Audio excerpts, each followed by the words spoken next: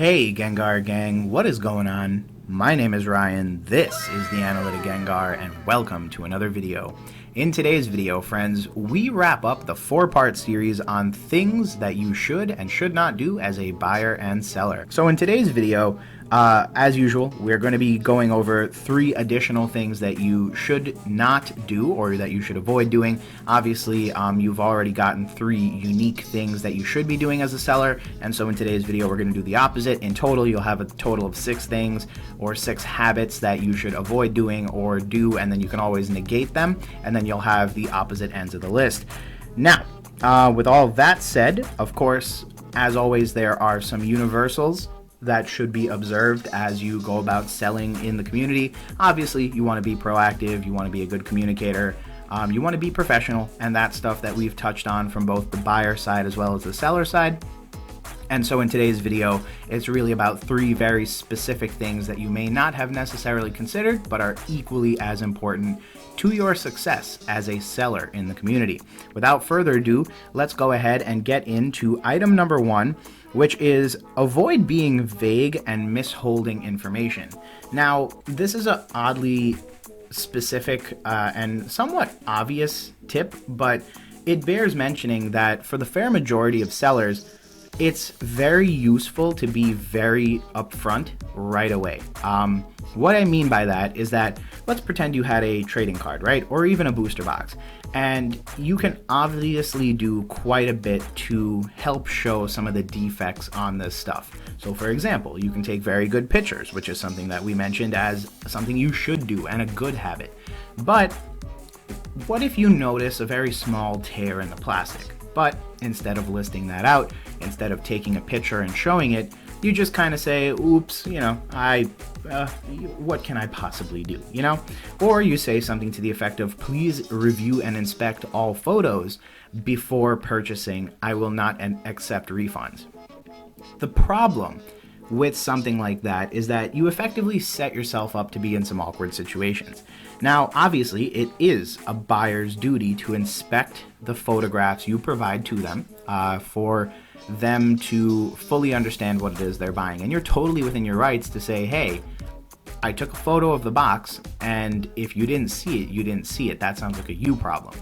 But what I'm trying to say is that as a seller, it also just helps if you can avoid any issues in the future by clearly calling out issues with cards and with sealed product as you see it. Equally, you too should be very familiar with the product you're selling, and you should be doing this in a way that helps you to uniquely identify this box, right?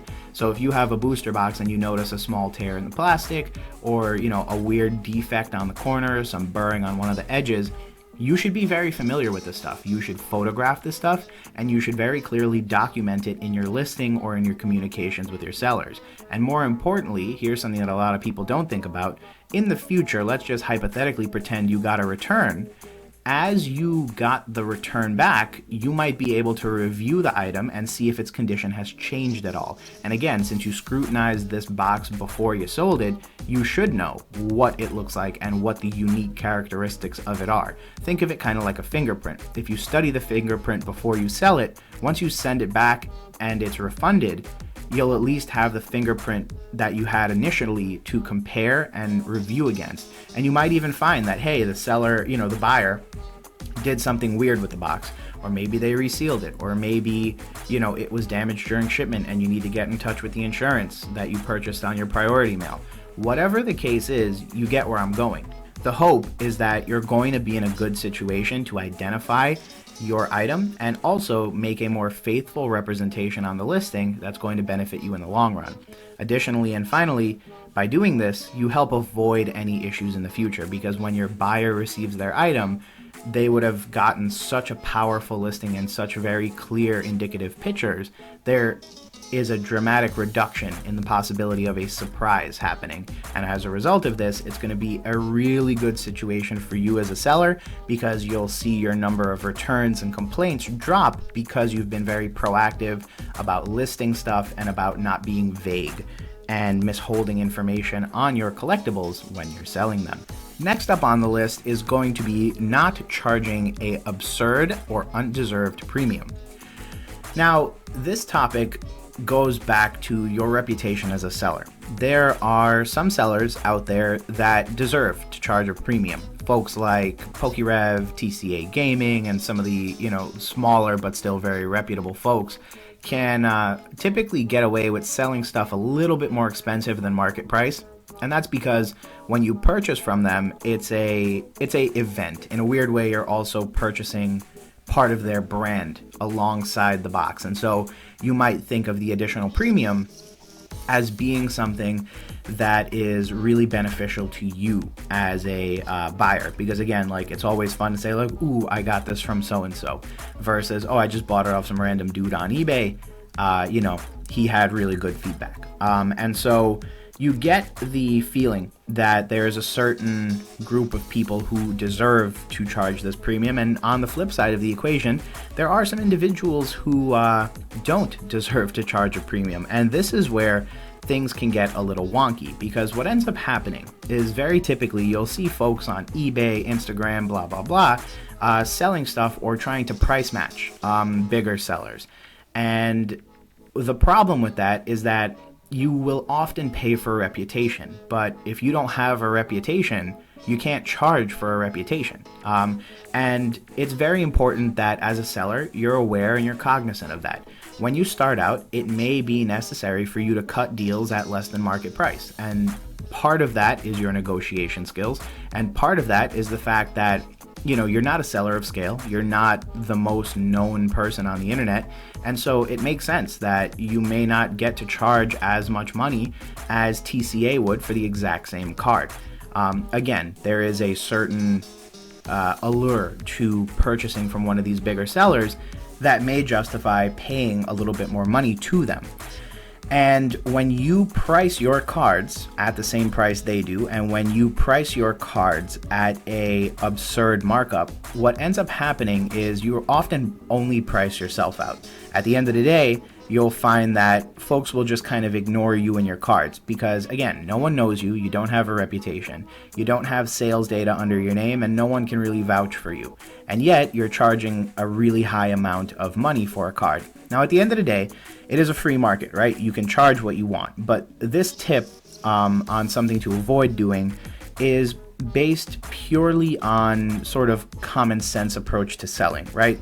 When I first started out, I sold a little under market, and it helped me because it made more people willing to take the quote-unquote risk. And then once they saw that I was cool, once they saw that my stuff was legit, and once they saw that I was a good, experienced seller, even though prior to this I had used the Analytic Gengar as my sort of storefront, instead I just used myself and my name, they were more willing to pay a little bit higher price, right? And now it's to the point where like the name and the brand sort of match up, and so you can purchase knowing like, hey, this is a legitimate buyer and seller. Now, the same is true, I think, of any seller. Ideally, you want to start out a little slower, maybe price your stuff a little under, and then, let folks get attracted, conversate, represent everything fairly, follow the other tips, sell, and once you have a little bit more of a reputation, you may be able to turn that reputation into a premium. So now it may become part of your experience as a seller that you get to charge a little bit more money because people in the market trust you, people in the market don't question if your packs are weighed or stuff like that, and as a result, people are a little bit more willing to pay a little bit more because they know it's coming from a well-respected and reputable seller who always has legit stuff and always stands up. Another way that I think about it is it's almost like paying for customer service. So in a weird way, when you purchase from some no-name seller, they may not have outstanding customer service, they may not have the reputation, and you pay less, and that's okay.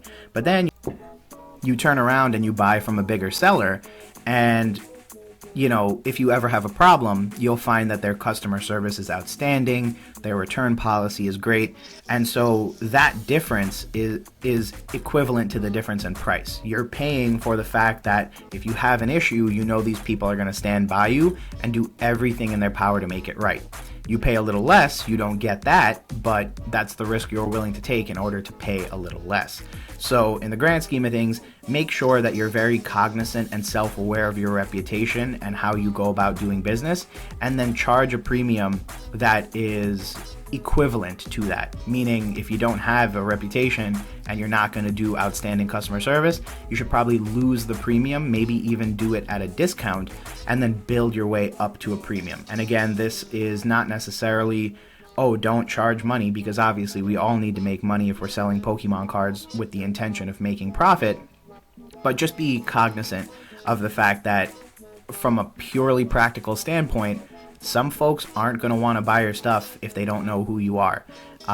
And that may then end up with you sitting with a lot of inventory, not moving, which again is just a common sense way to very quickly go out of business.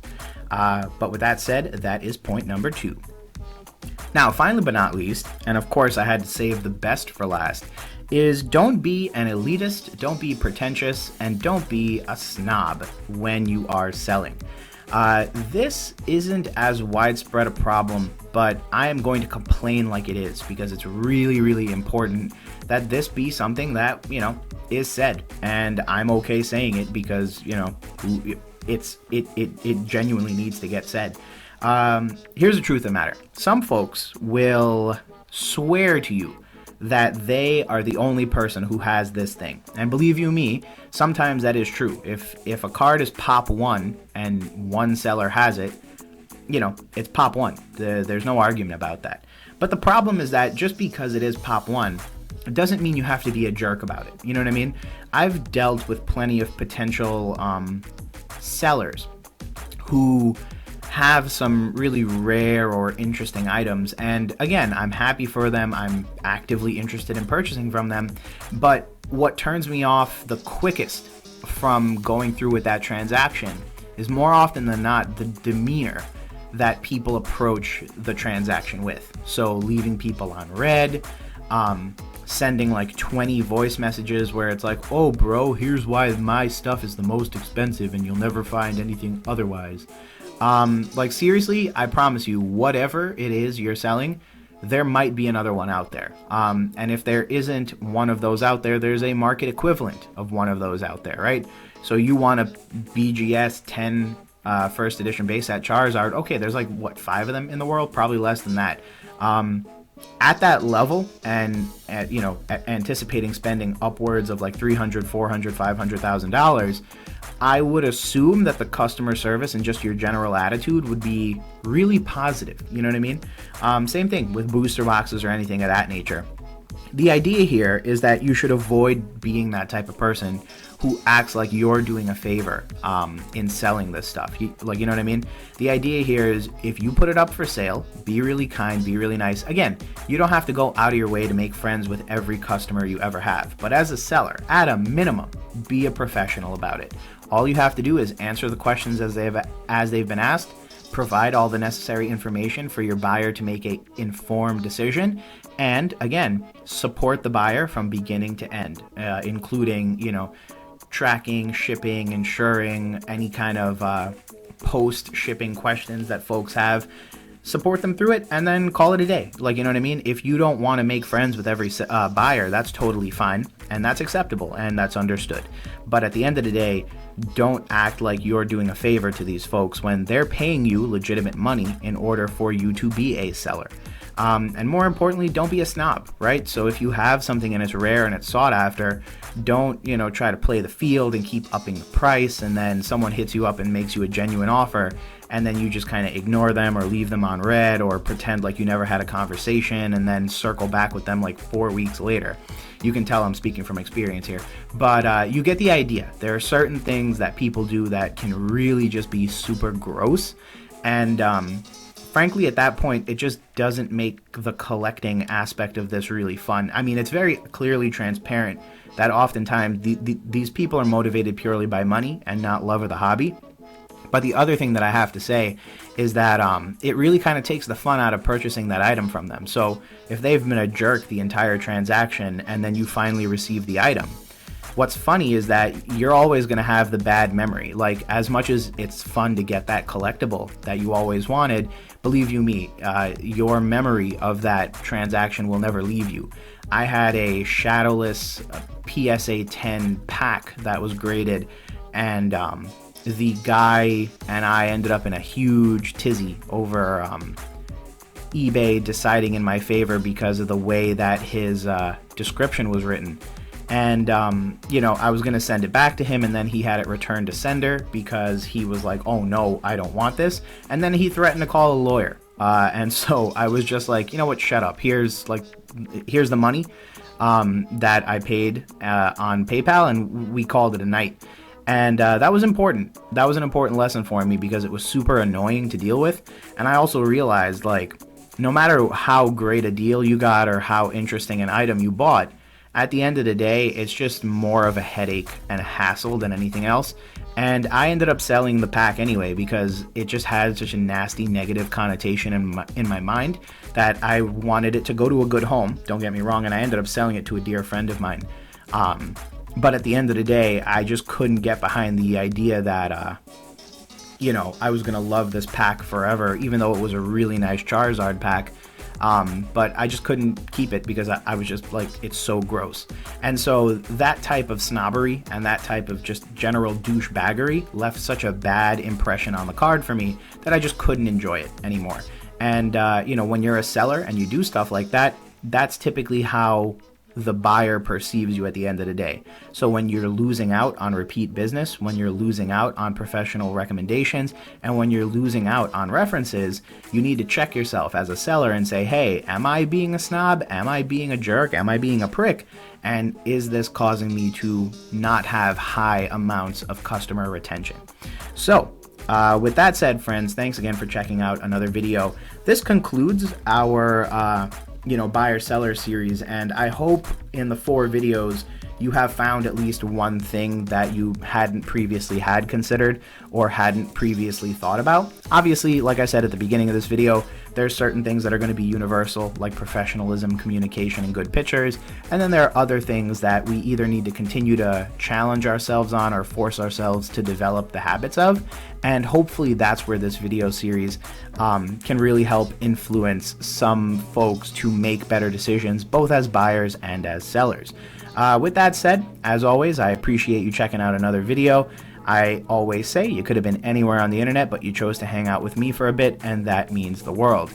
If you'd like, and you're not already, feel free to hit that subscribe button down below, and thanks again for checking out another video. If you have any questions or feedback, feel free to leave it down below in the comments, and as always, thanks again. Hope you all are having an amazing day, and we are gonna talk soon. Peace!